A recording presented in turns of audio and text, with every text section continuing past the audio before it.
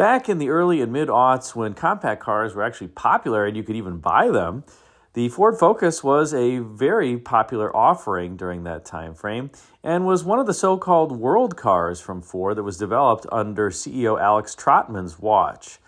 Ford for many years tried to really have more regionally focused cars, even the Escort in the early 1980s that looked relatively similar across the North American and European markets was in fact a very different car across those markets.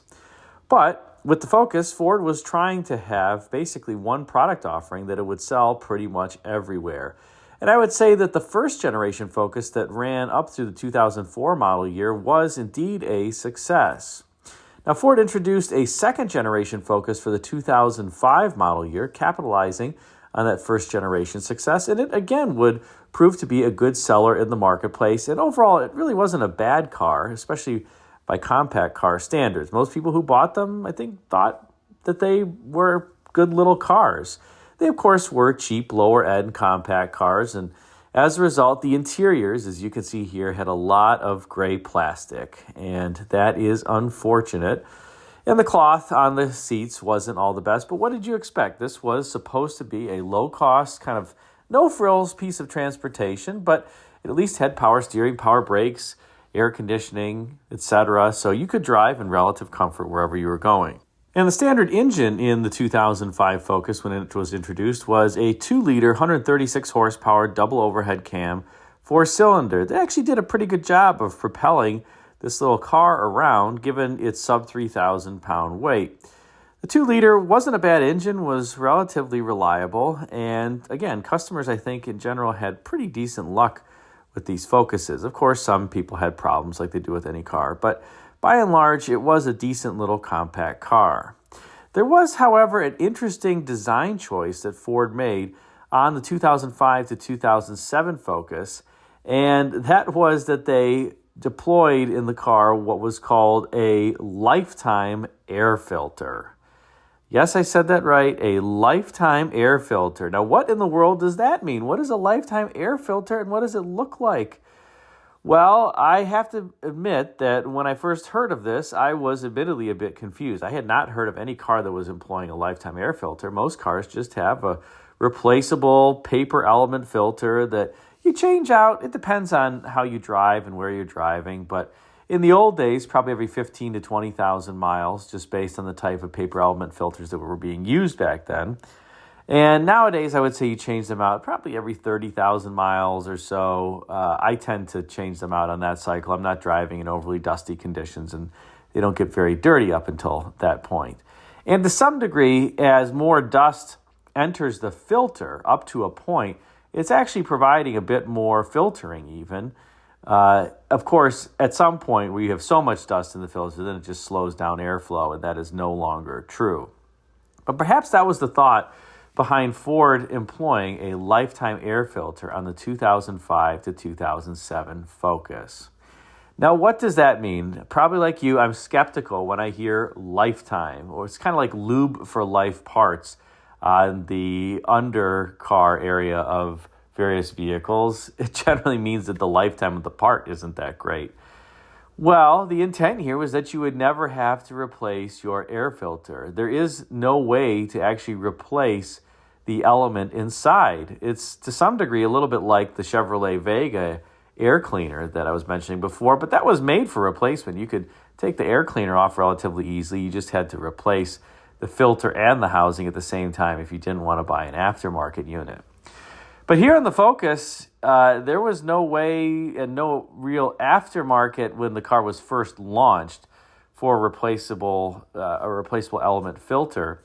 And as a consequence, many people just kept driving these cars, to 100,000 miles plus, and the air filter was never changed.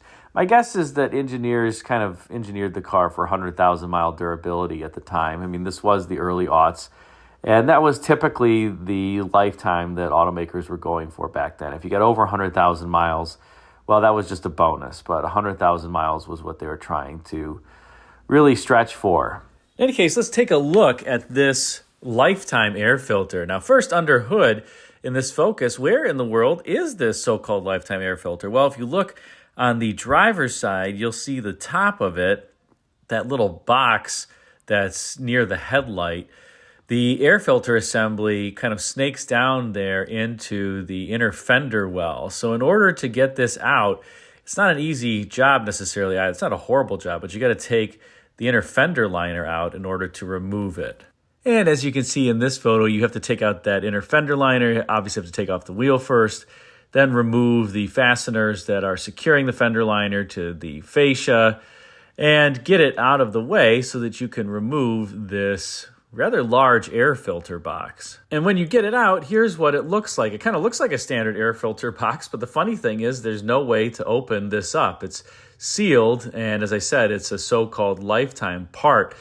So what happens when we cut it open? What do you see inside of a lifetime air filter? Is it just a typical paper element filter like we saw in the Chevrolet Vega, or is it something else? Well, once cut open, you can see that it's actually comprised of 5 different elements, and I would guess that it's kind of gradually filtering the particles out of the air. Probably the most coarse filter media is up at the top there, and then the finest is at the bottom.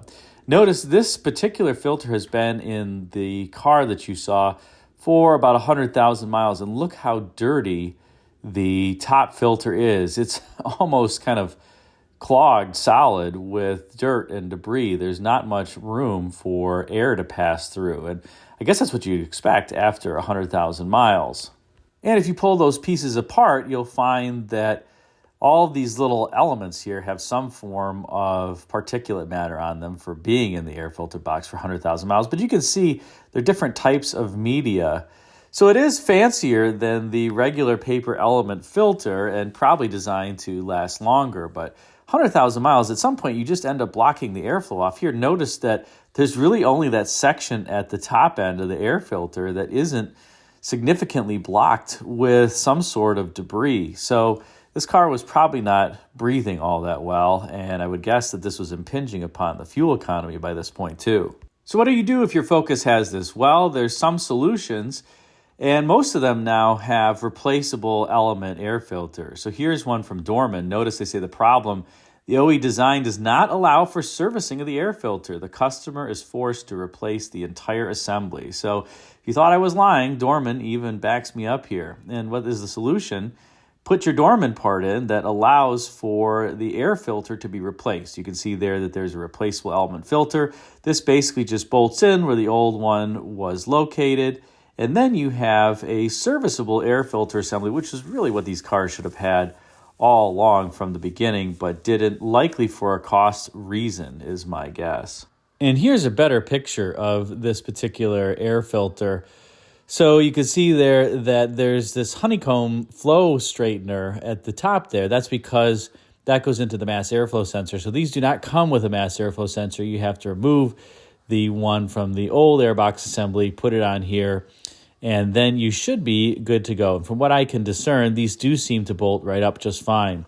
But what a kind of bizarre, I guess, thought for Ford to have a vehicle with a lifetime air filter. I don't think I've seen that on any other car, and I believe it was only employed on Ford Focuses from 2005 to 2007 model year. So I guess Ford didn't think it was that good of an idea because they only used it for a few years. I also have to imagine that the supplier for this lifetime air filter box, well, charged them quite a bit of money. You saw how many elements were in the filter. That could not have been cheap. It had to have been more expensive, I would have thought, than a single replacement air filter. So not quite sure what was going on here. Maybe Ford just didn't think that they could package the air filter so that it was readily replaceable, and they went with that solution. But it appears to be a relatively high cost design, so that doesn't seem to be something that was a motivating force behind it. And certainly I would think customers would want the ability to replace it, and dealers would certainly want the ability to replace it and charge customers. So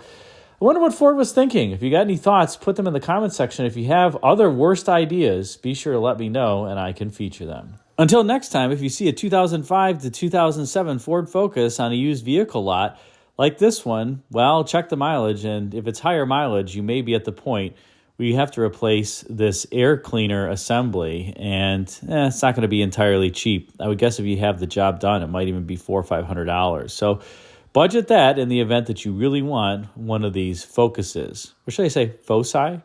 Thanks again for watching.